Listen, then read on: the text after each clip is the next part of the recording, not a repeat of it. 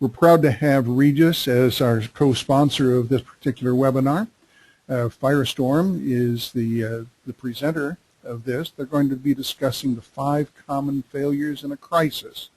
Jim Satterfield will be the presenter today. All participants will be on mute, so if you have questions, please use the GoToWebinar question feature and we will answer them. If not during the presentation, we'll get to you after the presentation. If you could forward the slide, Jim. You should be seeing it now, Bill, do you not? I'm seeing Regus Firestorm 5 common failures in a crisis. Now are you seeing it? Now I'm seeing it, yes.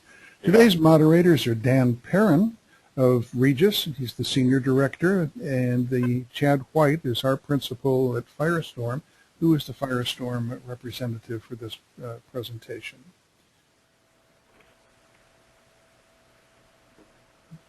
We do have a hashtag. If you wish to follow on Twitter, you can use the hashtag #FSCrisis, and we will follow that. You can also follow Firestorm Solutions on Facebook, as well as Firestorm Solutions on Twitter. I will now turn the time over to Chad White, who will introduce the Regus people and the presentation today. Chad, over to you. Great. Good afternoon. Thank you, Bill. We're very excited to be partnering with Regus on this webinar series. Today, we're going to go into a high level of the 5 common failures in a crisis, and next week we'll dive into the PREDICT, PLAN, PERFORM process. So we look forward to having you join us for future webinars. And just a reminder, the slides that are shown, all this needs to be taken in context with comments and the slides to be useful. And now I'll turn it over to Dan to talk a little bit about Regus and their dynamic recovery solutions. Thank you, Chad, and good afternoon or good morning to everyone on the call. A little bit about Regus. Regus Dynamic Recovery or Workplace Recovery is one product of what we provide to our clients.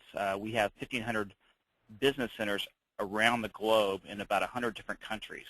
And each one of these business centers, we have full-time office, day offices, but we also have a product which is called Dynamic Recovery, and we actually help organizations get back on their feet after they've had an event happen at their facility, whether that be localized or in a wide area event due to Mother Nature.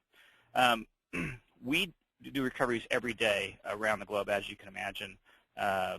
Crises happen all the time, and we typically find ourselves in the middle of most of them in helping organizations.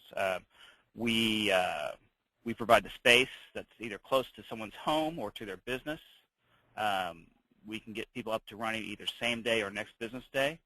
They're fully functional offices. I think we have some slides that will represent that. We provide the phones, the internet, and the technology needed to get back up and running in your organization. We have, I think right now on the screens, a very typical conference room, and then behind that is a typical office configuration that Regus would have at one of our locations to help an organization get back on its feet.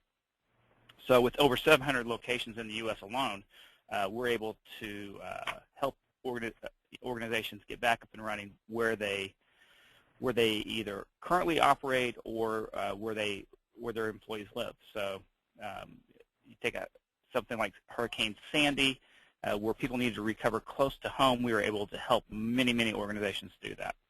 So Chad, that's a little bit about Regus and what we do on a day-to-day basis. We're very excited to be participating in assisting Firestorm with this webinar series. Thanks, Dan. And what do we do at Firestorm? Well, we get up every day to empower you to manage risk and crisis. So we are experts in crisis management. So when you think of crisis, think Firestorm. And now I'd like to present Jim Satterfield, Firestorm's President, COO, and Founder. And let's get on to the presentation.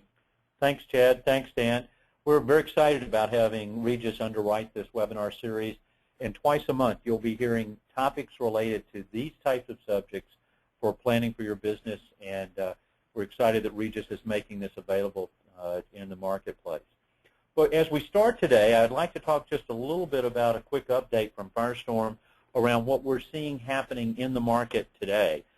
This will be a regular feature of our webinar, talking about trends, events, stories that you're seeing in the headlines, and the impacts that you're starting to see. So today's Firestorm update really talks about the items that you see up now. First of all, we're seeing protests around the country at fast food restaurants with the union organization looking for $15 an hour. This is probably a major local story in each of your markets, as they've targeted the fast food industry or the quick service industry to provide that.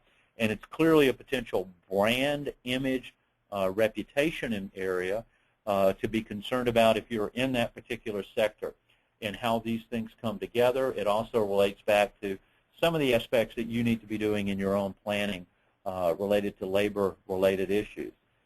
Last week we saw that Amazon was down briefly, and in that period of time, businesses were shut down because of their relationship and the hosting features about Amazon. So it's not a matter of just the shopping capability being lost.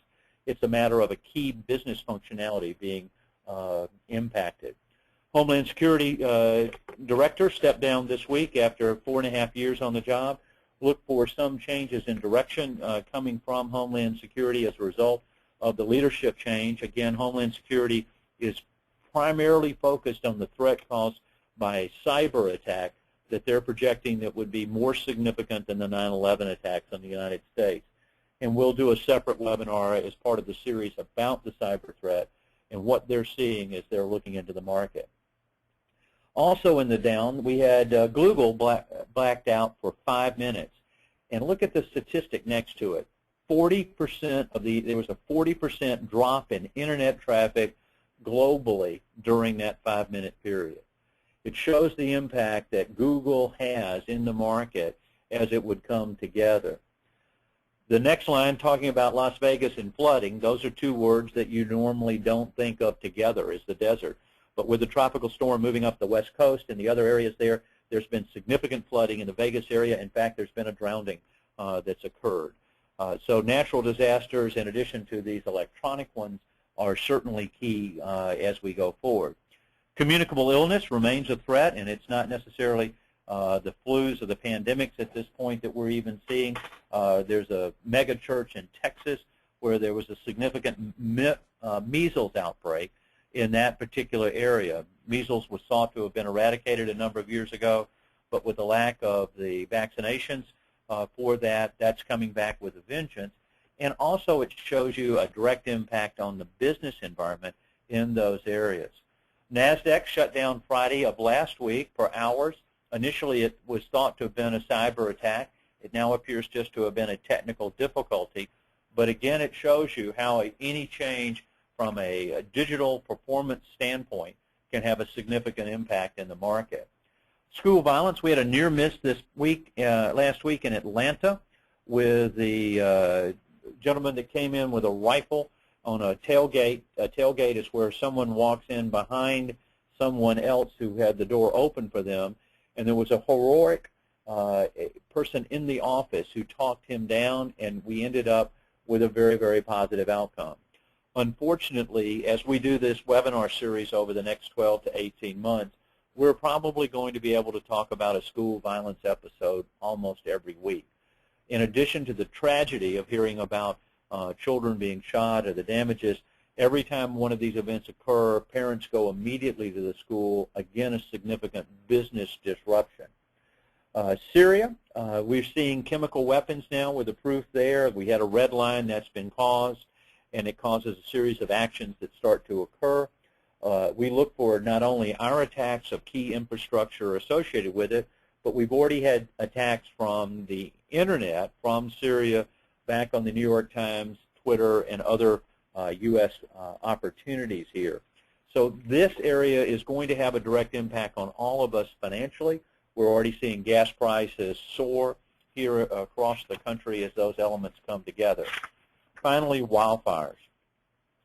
We think about the fires that are raging out of control now, and the heroic firefighters there, and we're very fortunate in America to have first responders that run toward the bullets or run toward the fire to deal with that. It's only 25% contained at this time, still remaining as a significant threat. But when we think about this, we need to think about other impacts associated with it. The water supply of the city of San Francisco is now threatened. The power requirements along the grid on the West Coast are now threatened as a result of this wildfire. And those are things that we do not normally expect. So when we look at this firestorm update and we see the headlines that are out there, there are a lot of factors that occur every week that could have an impact on our business. And that led to the creation of this web series with Regus to start to share some insights about what it is you can do that can make a difference within your organization. Now, we find 5 common failures in a crisis or a disaster in looking at all the ones that have occurred that we've responded to and been a part of, plus everything else that we see in those areas. Our goal today is to talk about those 5 common failures, give you some insights and examples, talk about the types of things that you could do that would make a difference to help stabilize your organization as you go forward. So let's look at those 5 common failures and list them, and then we'll go back and treat each one individually. The largest single point of failure in a disaster or a crisis is the failure to control critical supply chains. Today we're in an environment where people only own 10 to 15% of their supply chain, which means they have a dependency on third parties of some 85 to 90%. And we'll give you some examples in just a moment. The second greatest failure is failure to train employees for working at home. 70% of employees don't know what they should do in a disaster or a crisis. And so obviously they're not going to be as prepared to deal with the events, just as we had a positive response last week with the administrative staff at the school that talked the shooter down. And clearly most employees don't have a disaster plan at home, and we'll talk about the significance of that. Third is failure to identify and monitor all threats and risks. People tend to look at the obvious exposures, but then don't go into the ones that are a little bit more unique.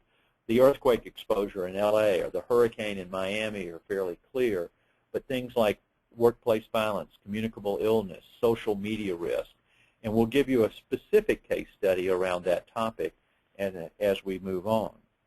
Then, conducting exercises and updating plans. If you don't test your plans, you don't know that they're going to work. If your plans are not current, then you're not going to have the information that you need to have, and we see a significant fall off with that effectiveness. And last, failure to develop a crisis communications plan.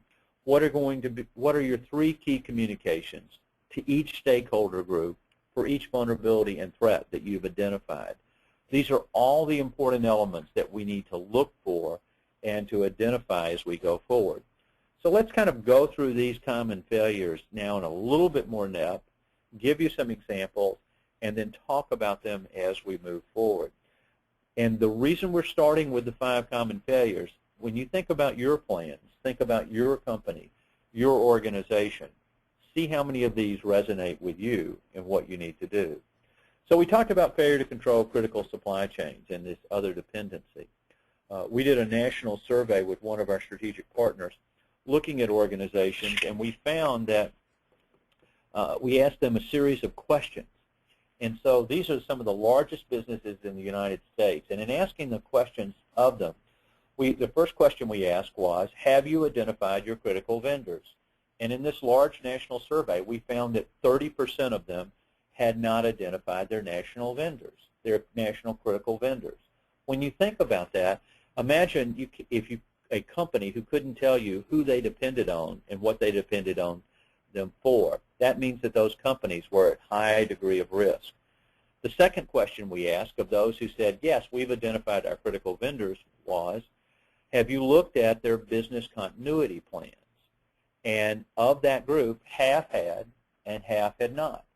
So the 35% that had identified a critical vendor but hadn't looked at it and you add that to the 30% that couldn't identify, it meant that there was a 65% exposure within that group to supply chain risk. Of the remaining 35% that had looked at the business continuity plans, we asked them what metrics they used to evaluate those plans, and they couldn't articulate the metrics. So what that told us was that our experience was in fact correct, that this area is uncontrolled and that has not been identified nor quantified. And in our environment today that's a just-in-time inventory level, there's not a buffer diversion to handle those areas where it's sole source or single source into the market. And so you have a significant exposure within your organization. Now, there was a large plastics manufacturer in the Midwest that made the majority of the 2-liter bottles for one of the largest soft drink firms in the world. So when Katrina hit New Orleans, they said, hey, there's not a problem. We're up in the Midwest. It's not going to be an issue for us. The next day, they get a call from their resin supplier. And the resin supplier said, we're not going to be able to get you any resin for you to make plastics for 6 to 8 weeks. Now, no resin, no plastics, no bottles. So this billion-dollar publicly traded plastic company had to notify their key client, the soft drink company, that they weren't going to be able to get them any bottles for 2 months or more. Obviously, the soft drink company could not afford not to sell product, so they went to another supplier. The bottles weren't quite as good, they weren't quite as clear, they were not quite as strong, but they were available. So the billion-dollar publicly traded plastics company went from virtually 100% market share to a 0% market share to bankruptcy and closure because they bet their company on their supply chain and did not know they'd made the bet until after they'd already lost it. When we think about these types of exposures, we think, well, gee, insurance will cover and respond and maybe mitigate some of the impacts here. And insurance is designed if you make a wrong business decision to respond, whether it's directors and officers or general liability or errors and omission. But they cover you where you've used good business judgment. Even if you made the wrong decision, the insurance can respond. In many cases, if you will read the fine print in your insurance policy, failure to plan means that the business judgment rule was not followed and potentially voids coverage under your insurance policies. So analyzing what you actually have coverage for becomes very, very critical. And if you do not have plans in these areas, you run the risk that your insurance wouldn't respond. So your board or your senior officers are assuming that liability for the corporation directly. So as we move away from critical supply chains, the next largest area that we see are failure to train employees for work and at home. And what are they supposed to do? Do we shelter in place? Do we evacuate? What are the exact details of what we do? And imagine then with that statistic that I gave you about 70% of the employees not knowing what they were supposed to do. Let's take you down this in your mind to a football game. We're about to have the start of the college football season. I think the first kickoff is tonight in that area, and then the games all weekend long as we move forward. But imagine a team that didn't know who was going to play on offense, who was going to play on defense, who was going to play the line, who was going to be in the backfield. I'm thinking that team is not going to do very well. So if we were all in one city, I might make a joke about whoever you thought your biggest competitor was in that area. But everybody needs to be on the same page at the same time. And similarly, when you talk about training employees, they need to know how to do the task, not what to do. What we find is most of the plans that we look at train people on what to do, but not how to do it. And understanding the difference between those and the level of detail becomes absolutely critical. Now, the other aspect that we talked about was planning at home. If you don't have a plan at home, you're forcing your employees to choose between their family and their job. And family trumps job every single day of the week. So if you want your employees to be prepared to come to work at a time when you need them the most, you need to make sure they have plans at home. What you see on your screen is a book that we wrote, Disaster Ready People for Disaster Ready America. And if you'd like a copy of that, you can have an e-copy on our website at firestorm.com. Or if you'd like a hard copy, let us know and we will mail you a copy of the book. By the way, the book can be customized with your company name where it says Firestorm at the bottom, a forward from your CEO, and you can even add a chapter to the book about what your plan is for your employees. But having a plan at home makes that much more of an important part of your culture at work. Because if you can get employees thinking about the risk and the vulnerabilities that they have at home, it will lead them to want to understand what the risk and the vulnerabilities are at work and what they need to do in each one of those areas. So these are the first two key fundamentals of building that business continuity plan and the risk that you're going to face. Now, the third one is the failure to identify and monitor all threats and risks. And no, we're not expecting you to stand outside with a set of binoculars and looking at the horizon to see what's going on. But a weather radio costs $29.95. Do you have a weather radio with someone at your office monitoring what the local conditions are in your area? We have tornadoes in every state of the union. We now have tornadoes in every month of the year. When I was growing up, we used to talk about tornado season being in the spring and tornado alley as we think about Oklahoma and Arkansas and Missouri and Texas. But now, since they're everywhere and they're pervasive, these are areas that you need to be aware of, and your people need to know what to do at each point along the way. But before you start talking about a particular threat, and the key here is that most companies focus on the obvious threats and risks, those things that are the big, as I talked about the earthquake in California or the hurricane in Miami.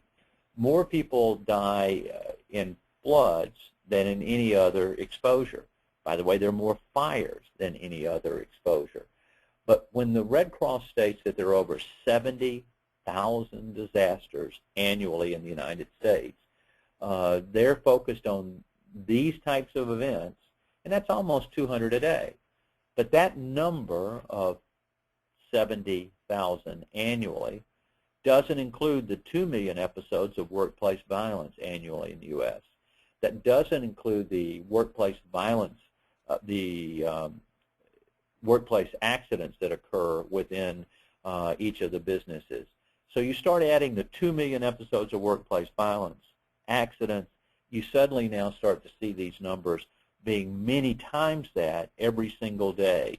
It's much more common. Now, on the left of your screen, you see a vulnerability threat analysis or risk analysis. And so you look at the impact versus the certainty that something would occur.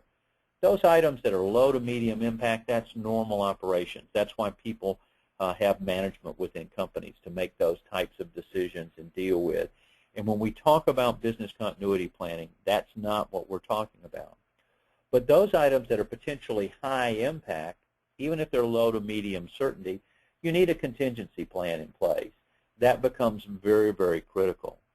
And then finally, those that are high impact, high certainty, you're betting the company in that particular area. That becomes a significant aspect of it, and you have a governance responsibility within your organization to do that. To your right of your screen, you'll see some guides to kind of help you start to think about looking at the risk analysis, quantifying then both the impact or the certainty of it as you would go through. You could further expand this and looking at a hazard impact matrix, listing the types of events that could occur, and then looking at the aspects of them as they go along. The probability, the onset, the forewarning, the duration, the recovery, the intensity, the human impact, the property impact, the business impact, and then come up with a relative risk score. And you do this for both man-made and natural events as they come together, and that profile will start to help you plan about what you need to be ready for And then in addition to this, we really need to understand what the impacts of them are. Now the chart you see up has got zeros in every single square here, and I doubt that anyone that's on the call today is in an environment where there is zero risk from any exposure within their particular business. But creating this type of an analysis, these are types of things that you can do yourself, will go a long way to start to prepare what you need to look at. So if you're in an area, if you look down toward the bottom that talks about wildfires, what is your plan? What are you going to communicate to your customers, to your employees? What will be the area that you monitor and come together? So this failure to identify and monitor all threats and risks is the third largest failure in a disaster or crisis. Now as we go forward and we talk about other types of risks that come into that, there's social media risk. Social media risk is the fastest growing risk in the marketplace today. Now social media, people have done a great job with marketing in lots of different businesses, and we've been watching in the news about how it could be tied back into geocoding, or you know what I'm interested in and you show me offers that particularly I would be interested in. But here we're talking about the risk factor. What are people saying about your company, about your organization? Today, every employee is empowered with a cell phone to post video and comments, and information can escalate out of control very, very rapidly. We're seeing regulators in various verticals now requiring social media risk programs to be in place. And if you want to align with standards and best practices, this is a key requirement. The FFIEC that regulates financial institutions has come out with a definitive set of guidelines in this area, and it holds the board or senior management personally accountable and requires oversight of what's being said and a response plan associated with it. In meetings that I've had with regulators in various verticals, like the Associate Director of the Consumer Financial Protection Bureau, he indicated that they're using social media complaints to determine who they should regulate and what they should regulate them for. So word is going to be spread instantaneously in this area. So having a social media risk program in place is absolutely critical for every organization, and it rises to the board and senior officer level. In addition to that, communicable illness is an area to think about. We've been very fortunate when we had several years ago, the swine flu outbreak, and before that we were looking at another avian flu area. We see exposures continue to come and go. Historically, there have been 3 pandemics a century going back as far as recorded time. Of course, in the Middle Ages, those were called plagues associated with it. So you should look for this event and coming together. Now, I would encourage you within your organization to refer to this as communicable illness versus a pandemic. Many people don't believe in pandemics, and so they tend to discount what you're saying associated with it, and so it's not something that would respond. But the outbreak that we talked about in our Firestorm update at the beginning of the webinar, the measles outbreak in the mega church in Texas, shows you that this can spread very, very quickly, have a significant impact on your workforce and your employees that are coming to work, and your ability to respond. Workplace violence. It is unfortunately a rapidly growing area, and almost we cannot turn on our television every day without seeing a story of this occurring, whether it's a robbery or a shooting.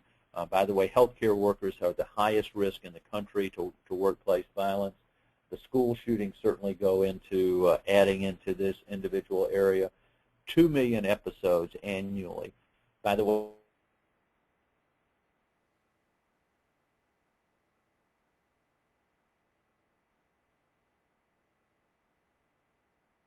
$2 million number, but there seems to be a direct correlation. One of the first members of the Firestorm Expert Council is Dr. Everett Koop, who passed away this year. But Dr. Koop pointed out the relationship between bullying and later violence in life. And that becomes an important concern to look at. OSHA has identified workplace violence as a known hazard. You're required to have a workplace violence plan in place. And when we talk about disaster denial, I'll come back and mention that statement again. So as we've come through, we've talked then about this identification and monitoring of the threats and risk. And do your people know what behaviors represent higher risk than others from a violence in the workplace area? One other interesting statistic is that 40% of the workplace violence episodes in the United States go unreported. So where we're saying that there are 2 million, or the authorities are saying that there are over 2 million episodes, the actual number is going to be significantly higher. So how do you deal with this? You go through the predict, plan, perform process. Predict what the vulnerabilities and threats are. What are their specific impacts? How do you monitor them? And what are the triggers to activate your plans? And the types of plans you need to have in that center box all relate around crisis, business continuity, continuity of operations, disaster recovery, which is primarily IT, and historically, the IT departments in most organizations are better prepared to respond and recover than the business processes and procedures from all of the other departments. By the way, if you don't have people, you won't have recovery. Every crisis is a human crisis. Physical security, cybersecurity, violence, social media risk, crisis management, crisis communication, all of these plans need to be in place to be handled. And then you have to perform. You have to train your people. You have to test your plans. You have to have supplies. And I know we've mentioned monitoring a bunch, and if you don't remember much out of our webinar today, I'd like you to focus on what the monitoring is that you have in place to deal with that. And then from a compliance standpoint, can you prove that you've done the training? Do you have software that keeps your system, your plans up to date and coordinated? Is it a relational database? Do you have a notification system to alert and tell your people of what you're doing associated with it? And then do you have a crisis management relationship to be able to come and help you if this is happening within your space? By the way, to mention regulators again, we're seeing in certain sectors like the gas utility market that regulators are requiring gas utilities to have a relationship with a crisis management firm prior to an event occurring to help them come together. So now as we move on, it's a matter of updating your plans and exercising and testing them. You don't know if that plan is going to work unless you have gone through, and you've got to have the current people identified with who you need to have a contact with. So keeping this updated, whether that's through a software platform on your system or through meetings as you see going on. Here's an example of an exercise, a simulation. It could be a tabletop exercise where you talk about what was important within your business. And at each step along the way, you want your management team to talk about what is it that you know? What are you concerned about?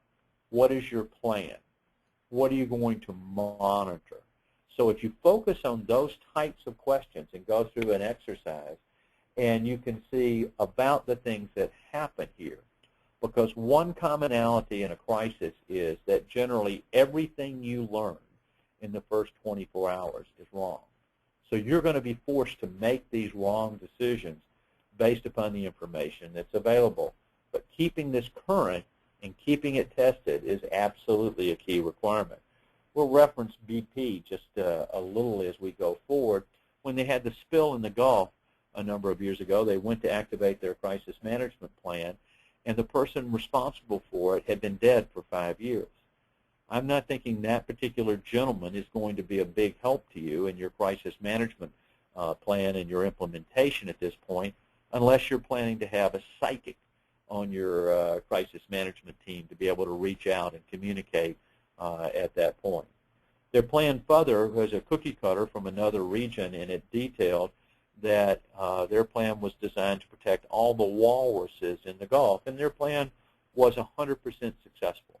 Not a single walrus died in the Gulf as a result of the spill. Unfortunately, there were no walruses in the Gulf to begin with. So making sure your plans are current, tested, and appropriate are very, very important.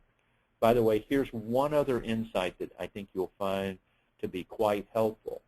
Have someone other than the person who created the plan within your organization design the test of the plan. Because the person who wrote the plan is going to test for what they plan for. What you really want to do is to have a third party identify, wait a minute, we need to test for these other things. This becomes very, very critical for us. The last common failure that we find across all plans is failure to have a crisis communications plan. And that becomes extremely critical within it. This particular gentleman is responding after an airline crash and talking about what they knew and what they did. And by the way, what you respond to in a regulated environment is completely different than one that's not regulated. So if you are dealing with an ongoing investigation, then there are certain things that you do want to say and certain things that you don't want to say. But what are your 3 key messages to each stakeholder group for each one of the threats and vulnerabilities that you have? Firestorm has responded to a wide range of activities.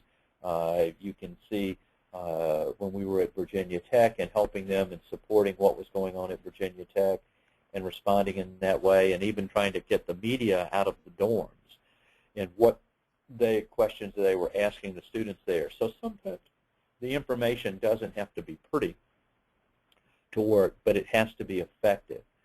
I was EVP and Chief Operating Officer of a public company on 9/11.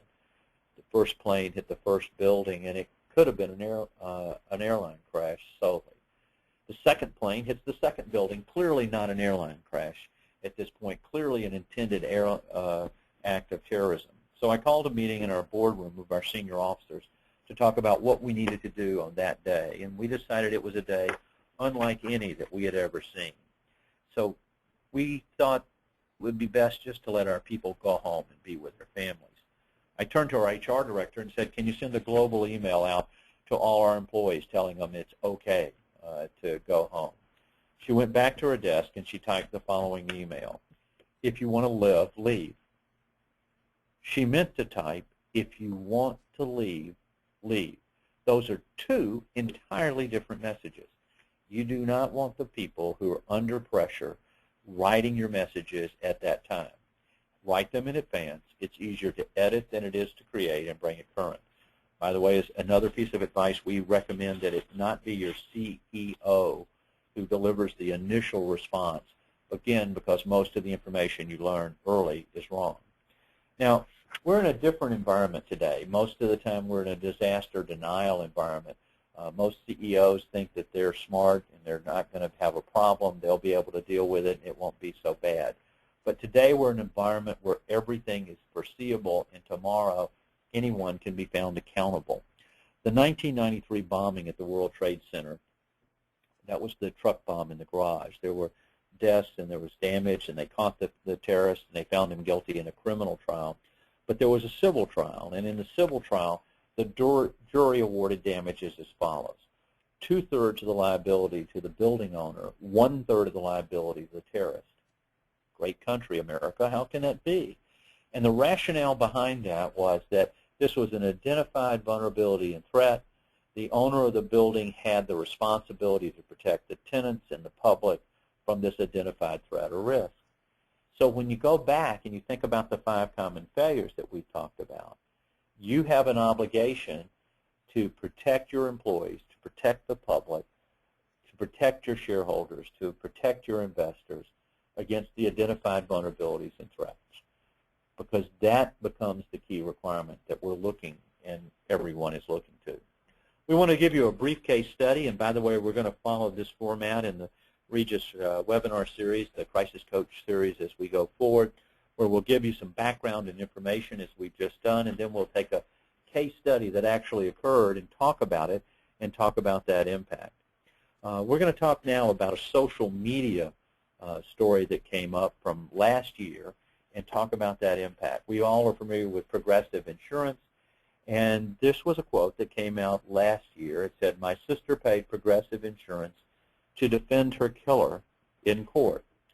Well, the family that you see sitting here lost their daughter in an automobile accident. She was killed by an underinsured motorist. And she was an adult, had children, and obviously it was a devastating impact to this family. So they went to the driver's insurance company, who immediately gave a check covering the policy limit, which was very small, and again, he was underinsured. But they knew they would need more money to care for the children of their daughter, who had died in the result of the accident. So they turned to Progressive, their daughter's insurance company, and said, we would like you to pay under the underinsured coverage on your policy to pay the amount that's due. Progressive declined to pay, and in the state of Maryland, where this family and the daughter was located, you cannot sue your insurance company. And they say lobbying doesn't work. So they were faced with, what do we do now? We can't sue the insurance company. They're not going to pay, and we need to provide for these children. So the only thing that they had left to do was to sue the individual for wrongful death who killed their daughter, even though this person was judgment-proof financially. And the hope was that somehow or another the lawsuit would give rise to some type of a judgment that then the courts could enforce and potentially pull Progressive into the liability train. So they go to court, they're suing the person, and then they noticed in the courtroom, sitting at the defense table, to the left and to the right of the person they were suing for the death of their daughter, sat a Progressive insurance attorney defending their daughter's killer in the court so they wouldn't have to pay off on their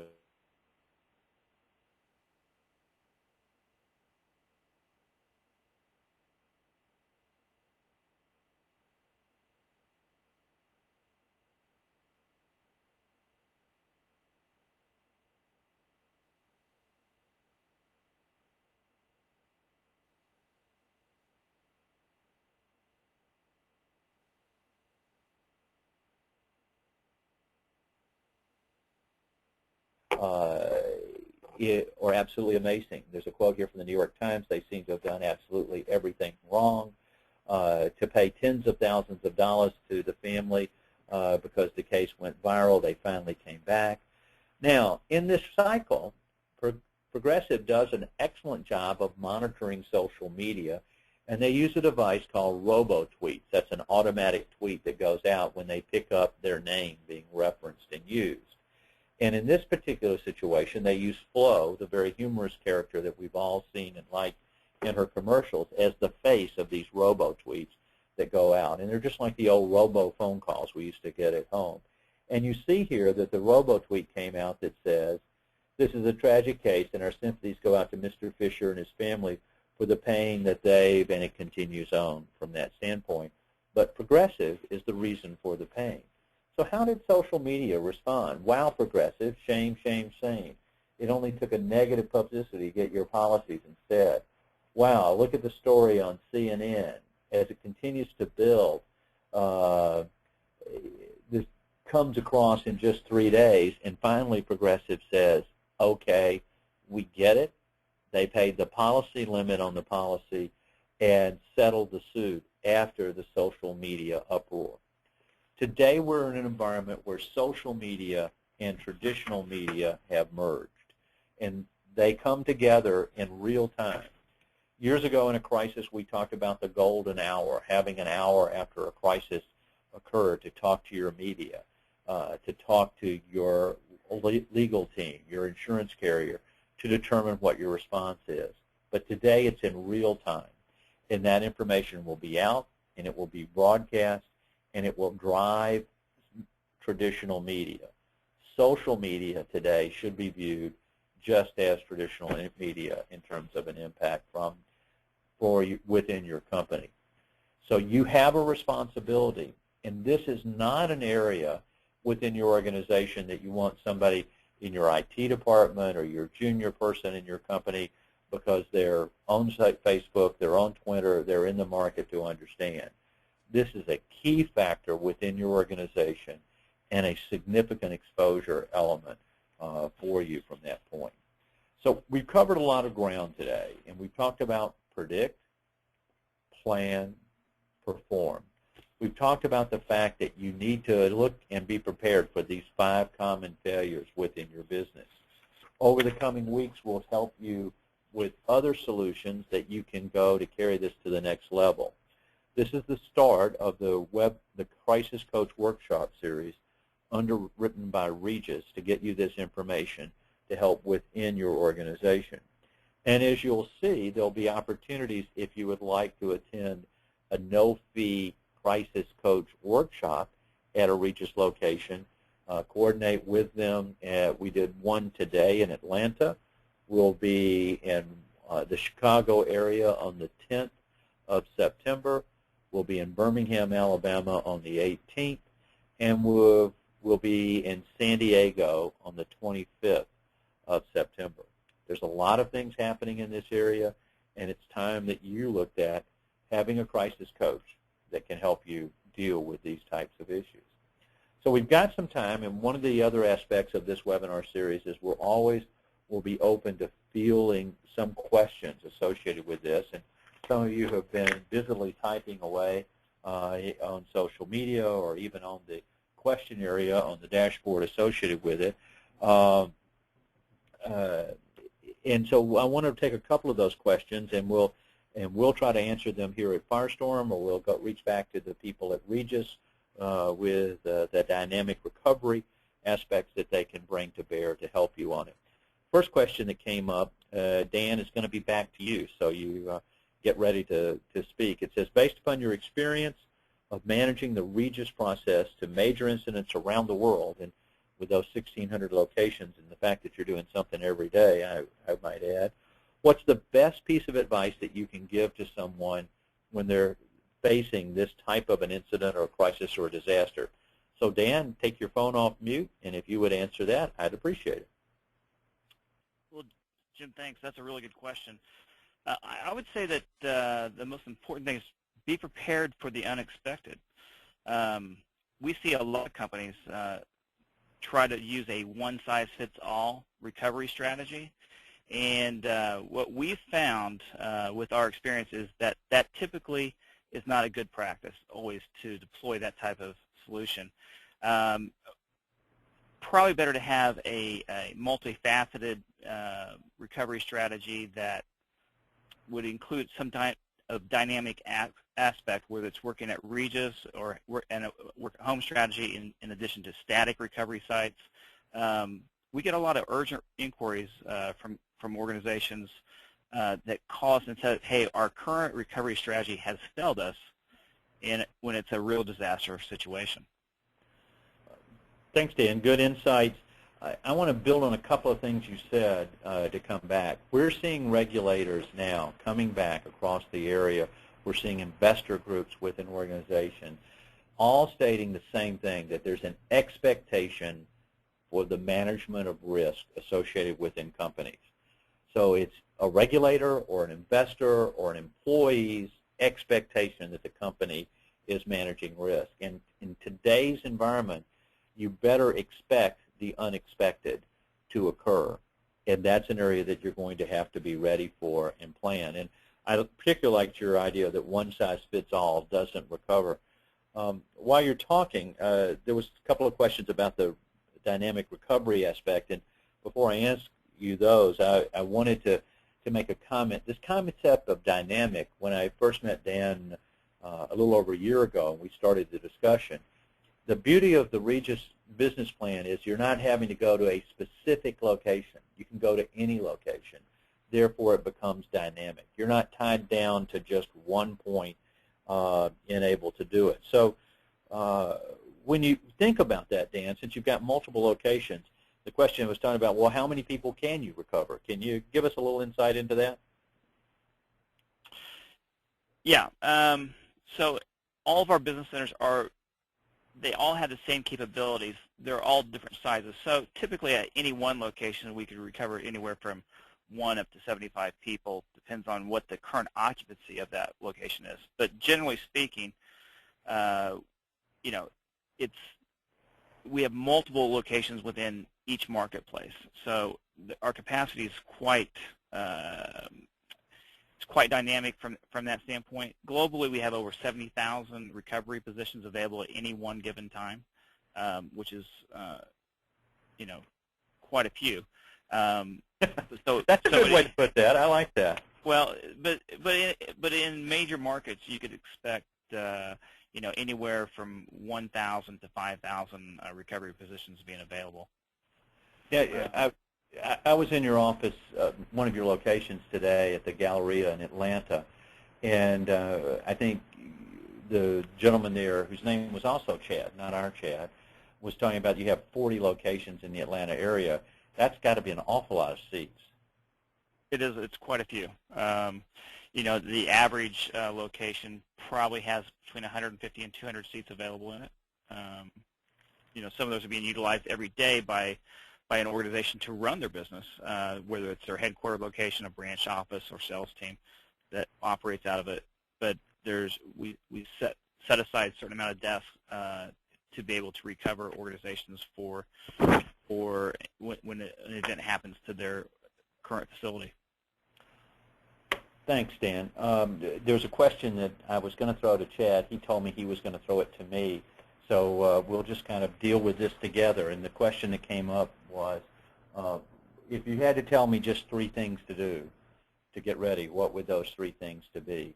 And what will we come back forward? Chad, do you want to start on that? Do you want me to start? What would you like to have happen? For me, I think the first 2 things I do is